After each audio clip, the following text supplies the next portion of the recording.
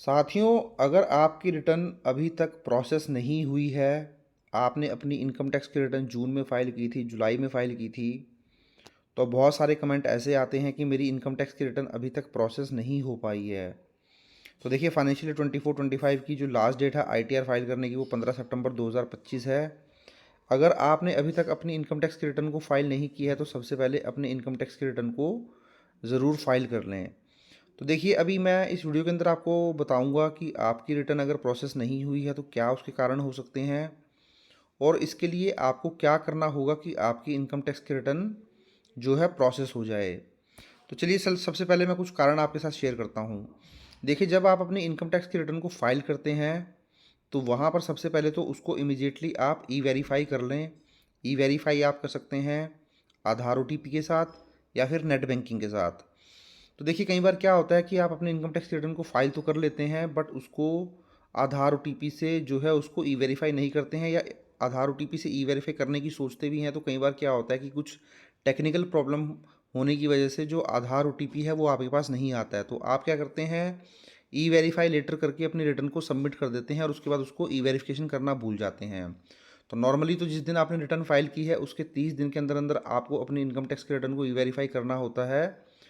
तो इसीलिए अगर आप भी एक बार चेक कर लीजिए, अगर आपने अपनी इनकम टैक्स रिटर्न को अभी तक ई वेरीफाई नहीं किया है तो उसको फटाफट ई वेरीफाई ज़रूर करा लें, क्योंकि जब तक आप ई वेरीफाई नहीं करेंगे अपने रिटर्न को, उसको जब तक कंप्लीट नहीं माना जाएगा, सबमिटेड नहीं माना जाएगा, तो आपकी रिटर्न जो है प्रोसेसिंग होगी ही नहीं। तो इसलिए आप अपने इनकम टैक्स पोर्टल पर जाएँ, व्यू फाइल रिटर्न में जाकर आप चेक कर लें वहाँ पर क्या स्टेटस दिखा रहा है। अगर वहाँ पर दिखा रहा है ई वेरीफाई तो फिर तो ओके है। अगर ई वेरीफाई भी नहीं हुआ है, पेंडिंग ई वेरिफिकेशन दिखा रहा है, तो उसको वेरिफिकेशन कर लें।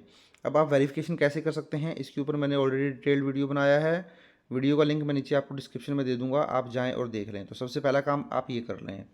उसके बाद सीबीडीटी प्रोसेसिंग साइकिल। तो देखिए, जो भी इनकम टैक्स की रिटर्न जो है प्रोसेस होती हैं वो बेंगलुरु से होती हैं, जो कि सीपीसी के द्वारा की जाती हैं। सीपीसी का मतलब होता है सेंट्रलाइज प्रोसेसिंग सेंटर।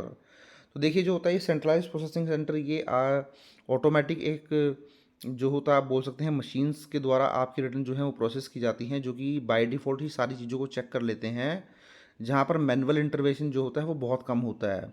तो जो भी रिटर्न्स जैसे प्रोसेस होती हैं, अगर मान लें मैं एग्जांपल के लिए बात करूँ, जब भी पीक सीज़न में रिटर्न फाइल की जाती हैं तो जनरली एक बैकलॉग होता चला जाता है, जिसकी वजह से रिटर्न डिले होना एक कॉमन बात है।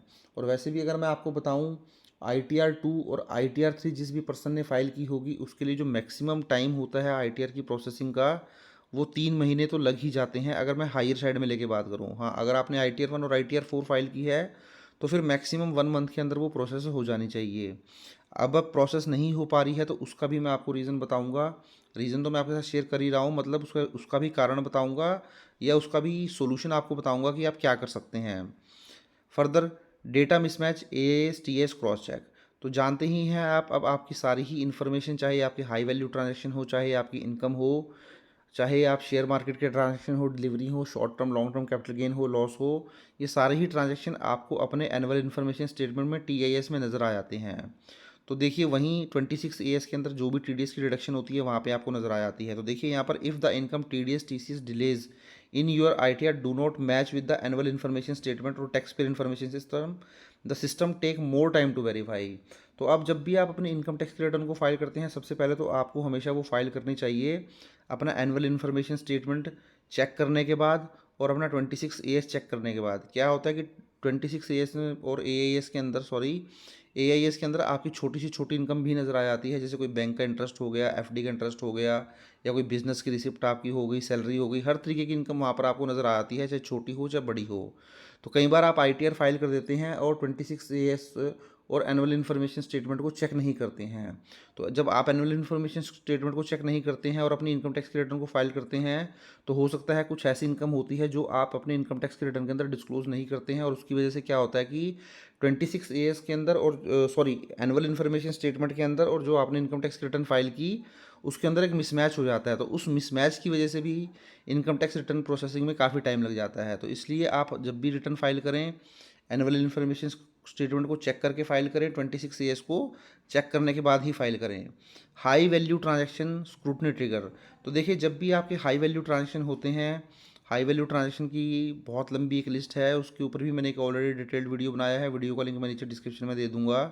जब वो हाई वैल्यू ट्रांजैक्शन आप करते हैं, कैपिटल गेन के हो सकते हैं, फॉरेन इनकम के हो सकते हैं, बड़ी बड़ी डोनेशन आप देते हैं पॉलिटिकल पार्टीज़ वगैरह को, या 80G के अंदर डोनेशन देते हैं, ज़्यादा रिफंड क्लेम आप आउट करते हैं, तो उस केस में भी जो है सिस्टम ज़्यादा टाइम लेता है। तो जनरली जिनके भी रिफंड के केस होंगे वहाँ पर भी ज़्यादा टाइम सिस्टम के द्वारा लिया जाएगा, क्योंकि वो सारी ही स्क्रूटनी करके चलता है, सारी ही चीज़ों को क्रॉस चेक करके चलता है कि जो आपने डिडक्शंस क्लेम की हैं, एग्जम्पशन क्लेम की हैं, कोई आपने इन्वेस्टमेंट की हैं, जो आप इनकम दिखा रहे हैं, वो सारी ही चीज़ों को एक बार वेरीफाई करता है। उसके बाद देखें refund cases. ITR with refund claim usually take longer time to process since the system does more scrutiny.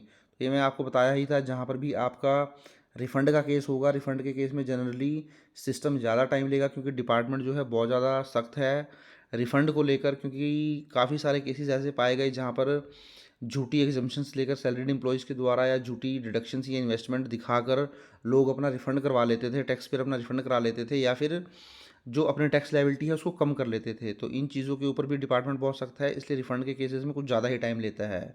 कुछ रैंडम डिले भी होती हैं, कुछ टेक्निकल ग्लिच आ जाते हैं सिस्टम के अंदर, आप जानते हैं, जो कि एक नॉर्मल डिले भी होता है। इस तरीके के डिले तो चलते ही रहते हैं, तो उसमें आप कुछ नहीं कर सकते हैं। तो ये कुछ रीज़न होते हैं जहाँ पर आप क्या जो इनकम टैक्स का रिफ़ंड है या आपकी इनकम टैक्स रिटर्न की प्रोसेसिंग है वो डिले हो जाती है। तो अब आपको करना क्या है इसके लिए, अब इसका सोल्यूशन क्या है?